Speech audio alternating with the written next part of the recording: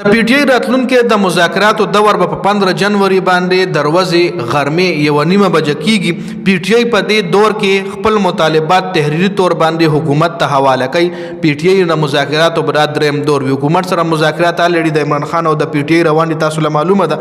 نو هغه کې حکومت د پی ټی آی نه چې کوم مطالبات او هغه ته تحریری غوښتلو چې تاسو موږ له برټن فارم کرا کوي چې تاسو سم مطالبات دي، نو هغه مطالبات د پی ټی آی چې کوم مذاکراتي کمیټي د هغه ریټن فارم کې لیکلي دي او روان چې کوم 15 جنوري د پی ټی آی مذاکراتي دور دی، نو هغه کې بعد دغه تحریری مطالبات حکومت ته حواله کوي. او پی ټی آی چې کوم کور کمیټي د پی ټی آی چې کوم مذاکراتي کمیټي ده ای دا هم ویلي دي چې دا تحریری مطالبات مونږ حکومت لور کو، حکومت په دې باندې اکشن و نه خلی، نو مونږ به مذاکرات او ماغه ټایم ختمو. مونږ نور مذاکرات نور د مذاکراتو دور نور د مذاکراتو میټینګ حکومت سره نه کو. اوس چې دا تحریری مطالبات مونږ ورکو، حکومت په دې اکشن اخلي، کنا اخلي زموږ مطالبات نه مني، نو بیا ورسره مخکې مونږ دغه ډیل مخکې ورسره مونږ دغه مذاکرات نه بوزو.